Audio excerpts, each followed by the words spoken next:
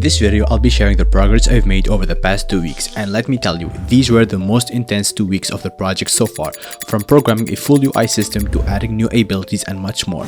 But the craziest part, I almost lost the entire project. I will talk about that in another video, but for now, I will start with the main update for this devlog, which is the user interface. Yes, you heard that right. From now on, the game finally has a user interface. So, for the interface, I started with the pause menu, which I designed on Photoshop. I made these letters hanging from the top along with some clouds, and yeah, I worked on whatever you're seeing here. And then for the settings menu, since this is a small game by one person, I wanted to keep it brief and not overwhelm myself or the player with a bunch of useless settings. So I just implemented the most basic things that a settings panel would have: display, controls, and audio. I spent a weekend just programming each of these settings. For example, for the display settings, you can switch between full screen, windowed, and borderless modes. You also have the option to tweak the resolution, graphics quality, and brightness to suit your preferences or system capabilities.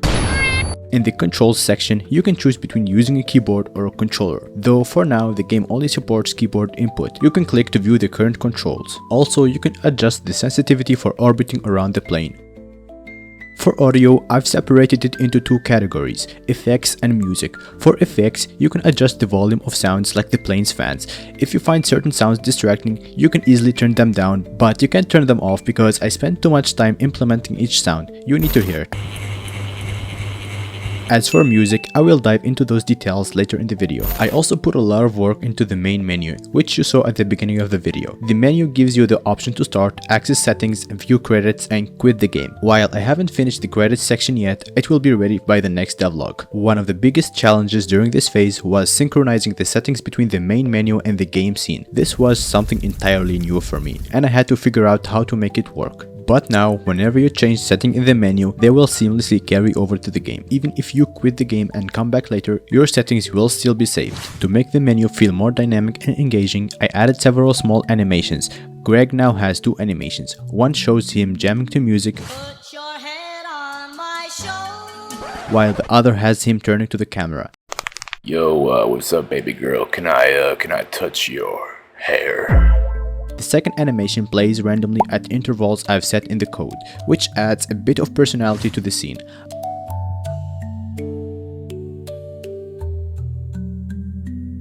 I also implemented a slight camera rotation when you move the mouse.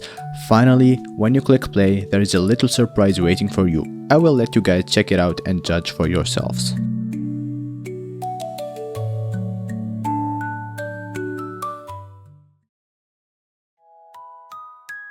Moving on from the main menu, let's talk about the HUD, where I aim to include 4 key elements: a battery, a panel displaying items available for pickup, an arrow indicating where to drop those picked objects, and a message panel for every time you pick an object. So far, I've implemented the items panel and the battery counter. One feature that I'm particularly proud of is the ability to toggle the HUD on or off using the left shift. Initially, I added this functionality to make recording the game trailer easier by hiding the UI, but I realized it could be a great addition for players as well. For example, if you prefer a clean, immersive experience without the UI cluttering the screen, you can turn it off.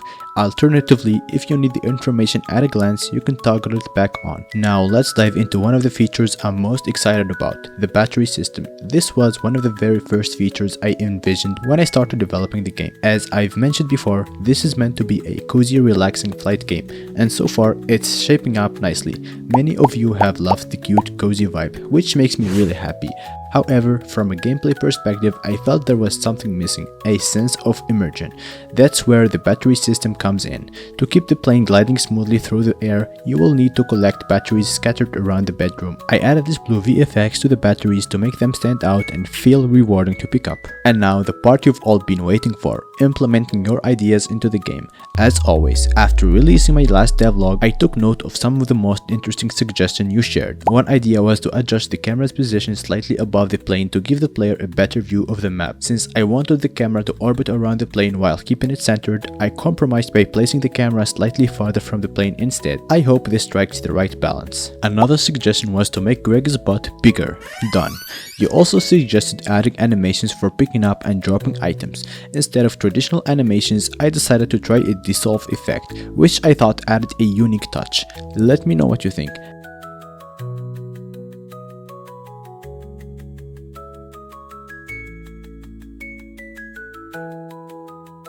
As for flipping the magnet effect, I gave it a shot, but honestly it didn't look great, so I decided to stick with the original. Finally, in the last devlog I mentioned that I'd changed the wind effect, but after reviewing it, I found it too transparent and reverted to the original effect from the first devlog. Thank you all for your messages and suggestions. If your idea wasn't featured in this update, it doesn't mean I didn't like it. It might have been too complex to implement now or didn't fit the game's current scope. The train system has also gotten a major upgrade. Remember that static train model from the last devlog? Well, now it's fully animated once you place the requirements.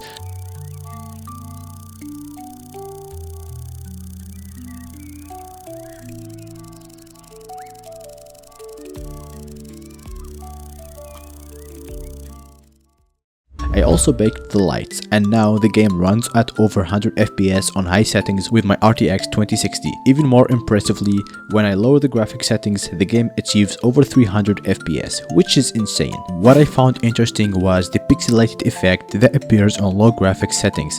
I'm personally a huge fan of how it looks. Honestly, even if you're running high-end hardware, I think many of you will enjoy trying the game on low settings just to experience that unique aesthetic. Now, let's talk about one of the most important aspects of the game, the soundtrack. In my last devlog, I mentioned that any donations to my Ko-fi account would go toward the game, with the specific goal of hiring a music composer once we hit a certain amount. However, since I only received 2 donations, shout out to my supportive circle of people, I had to rethink my approach. With the $20 I had, I subscribed to an AI music generator and created the game soundtrack from there. It's made up of 3 different pieces of music that loop in-game and 1 for the menu. By the way, the music playing in this video is actually part of the game's soundtrack. Going forward, any donations will help fund my future projects. With that being said, I will leave you with a sneak peek of the game. I hope you enjoy it. If you'd like to support me further, don't forget to like the video and add the game to your collection on itch.io. By doing so, you will be among the first to try it out, and yes, it's completely free. Thank you for your support.